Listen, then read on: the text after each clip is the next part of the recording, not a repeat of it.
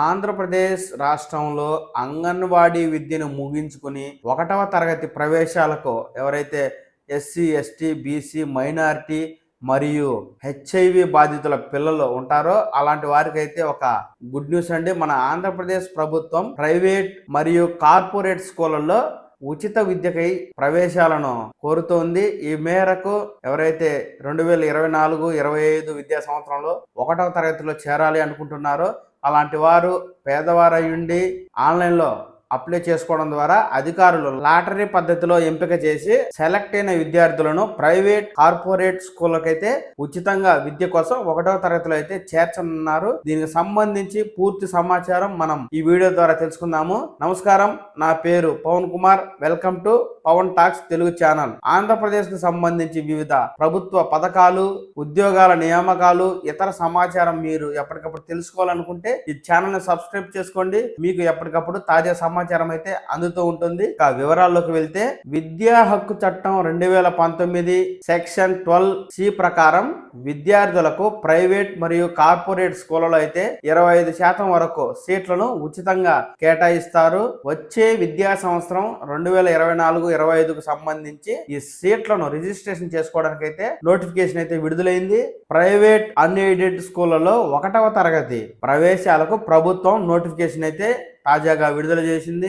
IB, ICSE, CBSE state syllabus అమలవుతున్న private మరియు corporate పాఠశాలలో విద్యా హక్కు చట్టం ప్రకారం 25% ఉచిత సీట్లను అయితే కేటాయించాల్సి ఉంది. అయితే ఆయా ప్రైవేట్ కార్పొరేట్ స్కూల్ అయితే ఫిబ్రవరి 6వ తేదీ నుంచి అడ్మిషన్ కి సంబంధించి రిజిస్ట్రేషన్ ప్రక్రియ అయితే మొదలు పెట్టాయి. ఈ ప్రక్రియ మార్చి 1వ తేదీ వరకు అయితే కొనసాగుతుంది. పేద విద్యార్థులకు కేటాయించిన 25% ఉచిత సీట్ల కోసం రిజిస్ట్రేషన్ ప్రక్రియ ఫిబ్రవరి 23న మొదలై మార్చి 14వ తేదీ వరకు కొనసాగుతుందని విద్యాశాఖ అయితే ఒక ప్రకటన ద్వారా తెలియజేస్తోంది. కార్పొరేట్ స్కూళ్లలో 1వ తరగతిలో తమ పిల్లల్ని చేర్పించాలి అనే ఆసక్తి ఉన్న తల్లిదండ్రులు csc.ap.gov.in వెబ్సైట్ కి వెళ్లి విద్యార్థుల పేరునైతే వారు రిజిస్ట్రేషన్ చేసుకోవాల్సి ఉంటుంది. విద్యార్థుల పేరు రిజిస్ట్రేషన్ చేసే సమయంలో తల్లిదండ్రుల యొక్క వివరాలను ఇవ్వాలి.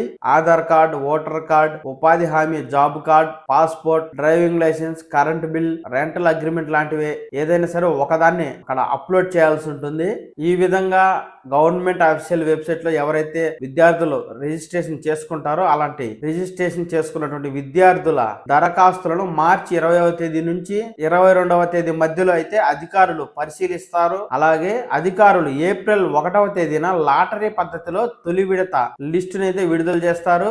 ఈ తొలి విడత లిస్టు సెలెక్ట్ అయిన విద్యార్థులకు ఏప్రిల్ 2వ తేదీ నుంచి 10వ తేదీ వరకు విద్యార్థులకు అడ్మిషన్లు అయితే ఖరారు చేస్తారు. అలాగే ఏప్రిల్ 15వ తేదీన లాటరీ పద్ధతిలో 2వ లిస్టును ప్రకటిస్తారు. ఈ విద్యార్థులకి ఏప్రిల్ 16వ తేదీ నుంచి ఏప్రిల్ 23 వరకు వివిధ ప్రైవేట్ కార్పొరేట్ స్కూల్లో అయితే అడ్మిషన్లు ఖరారు చేసి అధికారులు అయితే వారికి ఖరారైనట్టుగా ధృవపత్రాలను అయితే అందిస్తారు. ఒకవేళ ఇలా సెలెక్ట్ అయిన విద్యార్థులు ఆ ప్రైవేట్ స్కూల్ కావచ్చు లేదా కార్పొరేట్ స్కూల్ కావచ్చు ఏవైనా ఇబ్బందులు ఎదురైతే అలాంటి వారి కోసం టోల్ ఫ్రీ నెంబర్ కూడా ఉంది. ఈ స్క్రీన్ మీద కనిపిస్తున్న టోల్ ఫ్రీ నెంబర్ కి ఫోన్ చేసి మీరైతే కంప్లైంట్ కూడా చేయవచ్చు. విద్యా హక్కు చట్టం కింద ఈ విధంగా సెలెక్ట్ అయిన విద్యార్థులకి ప్రైవేట్ మరియు కార్పొరేట్ స్కూల్ అయితే తప్పకుండా ఉచిత విద్యను అందించాల్సిందే. ఈ అవకాశాన్ని పేదలైన విద్యార్థుల తల్లిదండ్రులు సద్వినియోగం చేసుకోవాలని చెప్పి పాఠశాల విద్యాశాఖ అధికారులు అయితే తెలియజేస్తూ ఉన్నారు. ఎవరైతే ఆంధ్రప్రదేశ్ రాష్ట్రంలో వెనకబడిన వర్గాలకు సంబంధించి